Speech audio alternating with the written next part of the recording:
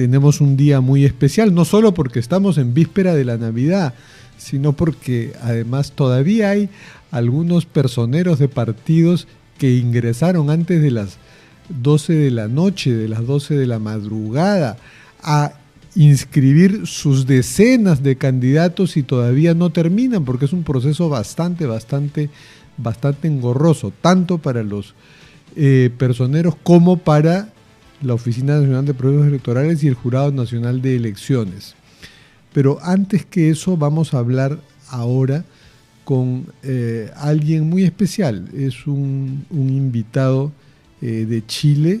Él es el senador Rodolfo Carter, senador electo, que estuvo en la comitiva del presidente también electo José Antonio Kast, que estuvo de paso por Lima, hizo una escala en el Jorge Chávez el domingo y se reunió allí con el canciller Hugo de Sela.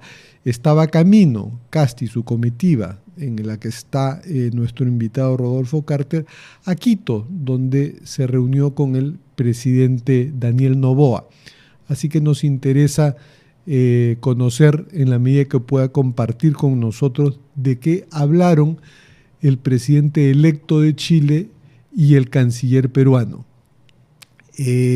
Señor Rodolfo Carter, senador electo Rodolfo Carter, buenos días. ¿Qué tal? Muy buenos días, muchas gracias por llamar. Gracias también por habernos recibido también junto al presidente electo José Antonio Kast en Lima, el muy bonito aeropuerto que acaban de inaugurar y la calidez y el cariño al pueblo peruano, que es un regalo para los chilenos cada vez que visitamos Lima. Bueno, esperemos que eso, y estamos seguros que así será, que eso augure que continuarán las muy buenas relaciones que estamos teniendo entre los dos países desde hace ya algunas décadas. Senador electo Carter, ¿nos puede compartir algunos de los temas principales que se tocó en la reunión que sostuvieron allí en el aeropuerto el presidente electo Kast con nuestro canciller Hugo de Sela? Mire, fue una grata sorpresa porque fue una visita protocolar del señor canciller, un gesto de mucha cordialidad, supongo que en representación del presidente de la República del Perú, que nos fue a esperar al aeropuerto y compartió con nosotros alrededor de 2 horas. Una reunión que partió como algo protocolar, pero que dio espacio para conversar muchas cosas de interés común. Ustedes tienen un canciller con una gran trayectoria internacional, especialmente en la OEA, por tanto conoce los vericuetos del poder latinoamericano como pocos políticos hay en América Latina en este minuto. Y justamente porque estamos muy preocupados del tema de la seguridad pública en Chile, nos dimos cuenta que a poco hablar, pasando de lo protocolar, pasamos a las cosas más de fondo. Compartimos con Perú la preocupación de la inmigración ilegal y claramente de la penetración de bandas criminales provenientes desde el norte de América Latina. Y encontramos muchos puntos de contacto. Fue una muy grata sorpresa. Yo tuve la oportunidad también de conversar, estar presente en esa reunión, en orden a que tenemos la obligación moral, todos los países de América del Sur, que hoy día vemos la inmigración descontrolada y los efectos colaterales que tiene también la delincuencia, que en algunos casos esa inmigración trae, de tener una mirada común. Esto no puede ser un esfuerzo aislado de Chile, de Perú, de Ecuador, de Argentina, por varias razones. Primero, porque es ineficiente tener una mirada individual, porque un país tiene una medida, el vecino tiene otra, y los delincuentes se aprovechan de esas disparidades. Sí. Lo que nosotros tenemos que lograr alcanzar es una mirada colectiva en común, sí, así como la Unión Europea de los años 50, a partir de la Guerra Fría, se dio cuenta de la necesidad que la unidad le da prosperidad. El senador electo Carter, le quería preguntar, porque el tema del corredor humanitario, que en realidad es un corredor migratorio. El corredor humanitario es un término que se utiliza más para evacuar gente en zonas de conflicto, que no es el caso en nuestra región, afortunadamente. Este corredor, digamos, migratorio, del que ha hablado en múltiples ocasiones el presidente electo Kast, enfrenta serísimas dificultades, puesto que habría que concertar las voluntades no solo de Chile, Perú y Ecuador, sino también las de Colombia y finalmente las de Venezuela, con quien nadie tiene una comunicación fluida. ¿Ustedes insisten en esa posibilidad o están viendo otras posibilidades? para Solo repatriar a algunos migrantes irregulares? Una primera corrección técnica, porque evidentemente un corredor migratorio podría ser en un país estable y normal.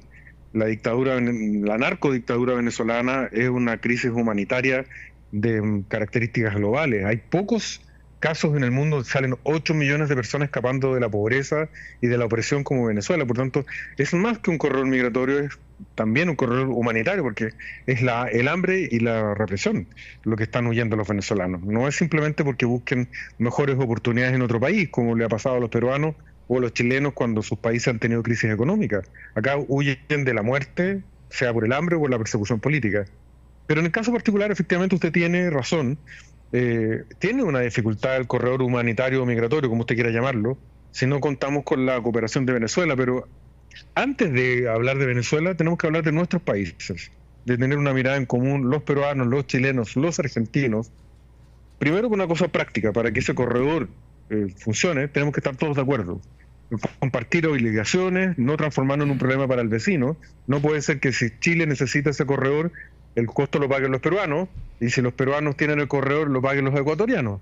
Tenemos que hacer un esfuerzo común, de modo tal que todos tengamos el beneficio, de modo tal de resolver este problema, dar una salida digna y humana a los migrantes venezolanos, que en su gran mayoría son personas muy humildes, pero que no tienen condiciones criminales.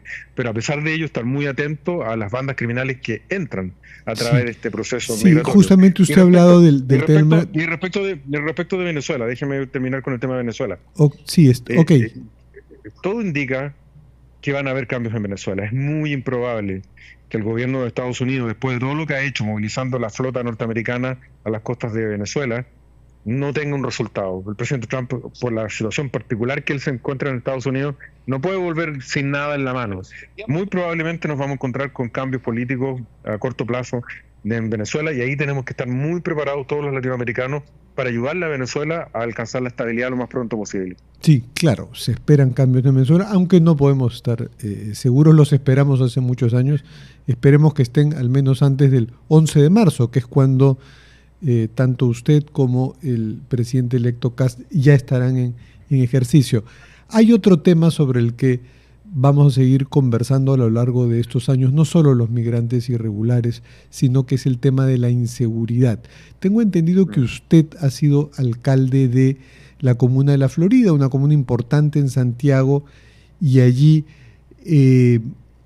se dio a conocer su gestión por la polémica de la demolición de las llamadas casas narco. ¿Puede contarnos esa experiencia? ¿Qué tan replicable sería en otros lados o qué habría que corregir de ella para que sea aplicable? Lo que pasa es que la autoridad local de un alcalde, al menos acá en Chile, no tiene tuición, no tiene facultades para dirigir la fuerza pública. En Chile eso depende del Ministerio del Interior. Pero los alcaldes tienen algunas atribuciones administrativas que nosotros descubrimos que permitían hacerle la vida más difícil al narcotraficante. Probablemente en Lima y en algunas ciudades peruanas debe pasar que los señores de la droga, los lords de la droga, controlan barrios completos, y las casas de los que ellos utilizan para el comercio de su basura lo transforman en verdaderos fortines, en verdaderos fuertes dentro de las poblaciones. Y todas estas construcciones son irregulares, no están en regla con la ley municipal. Entonces nosotros decidimos no esperar ninguna persecución penal, que lamentablemente uno de los problemas que tenemos es muy lenta, muy engorrosa. Decidimos actuar sobre los hechos, y en vista de que esas casas no estaban regularizadas conforme a la Ley General de Construcción, procedimos a demolerlas. Eso provocó un gran impacto a nivel nacional, porque nunca nadie se había atrevido a atacar a un narcotraficante por este lado. Hubo algunas críticas del gobierno del presidente Boric, que es un gobierno de izquierda, pero la opinión pública se puso muy de parte nuestra, y el gobierno a los pocos días decidió copiar la misma iniciativa, demoliendo ellos las casas. Bueno, muchas gracias por contarnos su experiencia, senador electo Carter. Más bien, solo terminamos con una pregunta y le pido una respuesta muy cortita. Está confirmado, lo hemos leído por allí, que la primera visita oficial que haría, el primer viaje oficial que haría el presidente Kast ya luego del 11 de marzo, una vez en ejercicio, sería el Perú. Y esperamos estar en Perú antes de eso, probablemente dentro de los primeros días de enero. Hay conversaciones ya con el gobierno peruano de modo tal de tener una visita antes de asumir, porque evidentemente Perú es un socio fundamental para Chile, y no solo en el tema migratorio y combate a la delincuencia, sino que así como hemos resuelto nuestros problemas con Argentina, con Perú tenemos que avanzar muchísimo todavía Por en supuesto, integración somos económica y socios en la también Alianza del comercial. Pacífico y Así es. Así suponemos que las buenas probablemente relaciones con Chile van a vamos a ser estar claves en visitando ese. Lima dentro de las próximas 2 semanas. Muy bien. Bueno, muchas gracias, senador electo Rodolfo Carter, que acompañó al presidente electo José Antonio Kast en una rápida visita al Perú donde conversaron con el canciller Hugo de Sela.